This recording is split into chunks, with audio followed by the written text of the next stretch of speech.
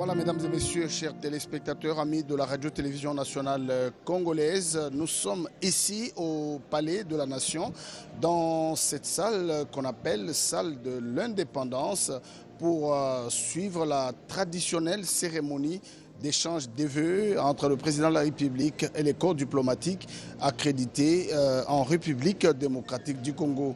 La télévision nationale, la RT du Congo, va vous retransmettre en direct ici, depuis le Palais de la Nation de Kinshasa, dans cette salle de l'indépendance, cette grande cérémonie d'échange des vœux. Cérémonie qui aura pratiquement deux grands moments. Le discours du doyen du corps diplomatique en RDC, c'est un Marocain. Nous aurons l'occasion de présenter tous ces pays qui sont donc représentés ici. Les décors, c'est déjà planté ici. Je ne serai pas seul pour ces directs. Nous serons accompagnés, je serai accompagné de mon ami Guillaume Moutimula qui va commenter avec nous la cérémonie d'aujourd'hui. Le décor est donc planté. Le chef de l'État est annoncé dans quelques instants. Guillaume, bon après-midi. Merci Robert Ndaye. Nous sommes dans la salle mythique de l'indépendance ou alors salle du congrès du Palais de la Nation. Je voulais même dire pour la vie. Lié pour la vie, la présence du roi Philippe en RDC, c'est le roi de Belgique, était venu, comme Guillaume l'a dit tout à l'heure. C'était une visite qui a marqué une nouvelle ère et la Belgique soutient activement la République démocratique du Congo pour le retour de la paix en RDC. Ça préoccupe tout le monde. La Belgique est engagée, comme je l'ai dit, pour le retour de la paix. Cette année encore, la Belgique continue de soutenir la République démocratique du Congo dans la consolidation de son développement. Maxime Prévost, c'est le vice-premier ministre. Il était ici à Kinshasa pour réaffirmer au président de la République que la Belgique n'abandonnera pas la République démocratique du Congo. Mesdames et messieurs les représentants des organisations internationales accréditées en République démocratique du Congo, mesdames et messieurs les consuls honoraires, distingués invités, mesdames et messieurs. À l'entame de mon propos, qu'il me soit permis de vous souhaiter la bienvenue au Palais de la Nation pour la traditionnelle cérémonie de présentation des vœux du Nouvel An aux membres du corps diplomatique et aux représentants des organisations internationales accréditées en République démocratique du Congo. Je remercie très sincèrement Monsieur l'ambassadeur, son Excellence Rachid Agassim, Monsieur l'ambassadeur du Royaume du Maroc et doyen du corps diplomatique, pour les paroles empreintes de respect et d'amitié qu'il a bien voulu prononcer en votre nom à mon endroit ainsi qu'à l'égard du gouvernement et du peuple congolais. Et je le remercie particulièrement pour ses vœux formulés à l'endroit de nos léopards qui n'ont plus que 90 minutes à jouer encore pour nous qualifier après 52 ans, figurez-vous, à la Coupe du Monde de football. En retour, j'adresse à mes homologues, vos différents chefs d'État et chefs de gouvernement, à vous-même, à vos familles, ainsi qu'aux dirigeants des organisations que vous représentez, mes vœux les plus sincères pour la nouvelle année.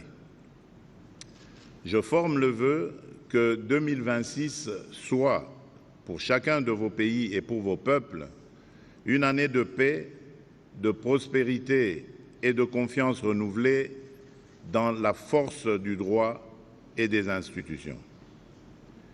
Je tiens également à vous remercier pour votre présence constante à nos côtés dans ce que notre pays traverse de plus exigeant, la quête obstinée de stabilité, de consolidation de l'État et de défense de notre souveraineté.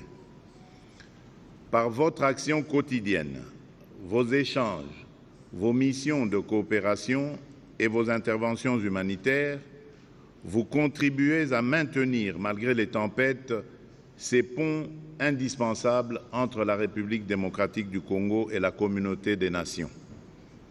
Je voudrais enfin profiter de cette occasion pour souhaiter la bienvenue et réitérer mes félicitations à la nouvelle représentante spéciale de l'Union africaine en République démocratique du Congo et aux nouveaux ambassadeurs de la République du Ghana, de la République du Liban et de l'État du Qatar, accrédités auprès de la République démocratique du Congo. Votre présence parmi nous marque une nouvelle étape dans nos relations bilatérales et dans notre coopération au sein des enceintes multilatérales. Je suis convaincu que votre mission contribuera à renforcer davantage les liens d'amitié, de respect mutuel et de collaboration entre nos pays et nos peuples.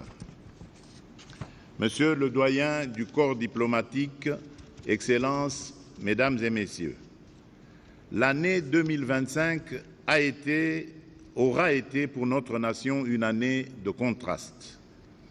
D'un côté, dans la continuité des orientations majeures que j'ai fixées pour notre pays, et malgré un contexte national et régional exigeant qui a mis à l'épreuve notre capacité collective de résilience et d'action, nous avons poursuivi avec détermination le chantier de la transformation à travers notamment la modernisation de l'action publique, l'amélioration progressive des services sociaux, la mise en œuvre de grandes manœuvres, de grands programmes de développement et la volonté de rendre notre économie plus lisible, plus rigoureuse et plus attractive. De l'autre, mon pays a continué de payer un tribut insoutenable à l'insécurité entretenue dans l'est de notre territoire. Là-bas, des villes et des villages ont été ballottés au rythme des offensives, des retraits et des représailles des groupes armés soutenus par des forces étrangères. Des familles ont fui, encore et encore, emportant dans un sac le peu qu'elles pouvaient sauver, laissant derrière elles le fruit de leur labeur, les champs, les écoles, les repères, leurs racines, parfois leurs tombes. Cette crise demeure aujourd'hui encore l'une des plus lourdes au monde en matière de déplacement, avec des millions de personnes déracinées de leur espace d'origine. Je salue la résilience de la population du Nord Kivu et du Sud Kivu et je rends hommage à nos forces armées et à nos services de sécurité engagés dans une lutte difficile, souvent asymétrique, contre des groupes armés multiples, opportunistes, enracinés dans l'économie de la prédation. Face à cette épreuve, le gouvernement de la République démocratique du Congo reste pleinement mobilisé pour poursuivre la pacification du pays, restaurer l'autorité de l'État sur l'ensemble du territoire national et assurer la protection des populations civiles. Excellences, Mesdames et Messieurs, la République démocratique du Congo, fidèle à ses valeurs de transparence et de responsabilité, a toujours tenu le même langage. La paix ne se négocie pas au prix du mensonge et ne se construit pas sur l'impunité. Et aujourd'hui, un développement majeur intervenu récemment vient nous conforter dans cette position. Il mérite d'être considéré avec le plus grand sérieux car il engage la responsabilité de la communauté internationale et appelle désormais des conséquences pratiques. Depuis des années, nous dénonçons, preuves à l'appui, le soutien extérieur dont bénéficie la violence armée sur notre sol. Et voici que, dans une déclaration officielle faite ces derniers jours devant le Congrès des États-Unis d'Amérique, une haute représentante de la République du Rwanda a reconnu l'existence d'une coordination sécuritaire avec les rebelles de l'AFC M23. Cette reconnaissance n'est pas un détail de communication, encore moins une stratégie politique.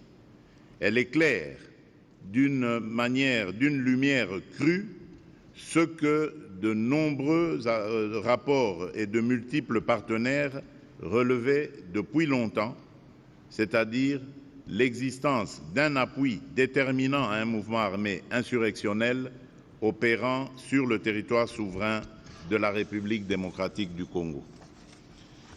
Cet aveu constitue un tournant majeur. Il réduit l'espace du déni, clarifie les responsabilités et oblige chacun à passer des exhortations aux mécanismes d'exécution, ceux du droit international, ceux des résolutions du Conseil de sécurité et ceux des engagements politiques librement souscrits. Mais permettez-moi d'être parfaitement clair sur ce point. Aucune cause, aucun récit, aucune justification sécuritaire ne peut légitimer l'occupation de fait, les administrations parallèles, les déplacements forcés, ni la prédation des ressources au détriment d'un État membre des Nations Unies. Excellences, Mesdames et Messieurs, je souhaite attirer votre attention sur la situation humanitaire particulièrement préoccupante dans l'est de la République démocratique du Congo, notamment dans la ville d'Uvira et dans les localités situées au long de la plaine de la Ruzizi. Dans ces zones, des milliers de familles déplacées à l'intérieur du pays vivent aujourd'hui dans une précarité extrême, confrontées à des besoins urgents en matière d'assistance humanitaire. À cette détresse interne s'ajoute celle de nos compatriotes ayant cherché refuge au-delà de nos frontières, en particulier au Burundi, où ils continuent de faire face à d'importantes difficultés et à une vulnérabilité persistante. Face à cette réalité, le gouvernement de la République entend renforcer la coordination avec les partenaires humanitaires, régionaux et internationaux et d'assurer protection, dignité et solutions durables aux populations affectées et de créer les conditions d'un retour durable à la paix et à la stabilité. Mais il serait illusoire de traiter l'urgence humanitaire sans regarder avec lucidité la cause première de cette souffrance, c'est-à-dire l'instabilité entretenue et la violence récurrente. Les populations de l'Est, déjà éprouvées par des décennies d'épreuves, ne peuvent plus être condamnées à ce cycle tragique où chaque avancée diplomatique se trouve aussitôt neutralisée par des replis tactiques, des provocations nouvelles ou des offensives déguisées. Les développements récents sur le terrain, y compris autour d'Uvira, rappellent à quel point la situation demeure fragile et combien la mise en œuvre des engagements pris doit être rigoureuse, suivie et vérifiée.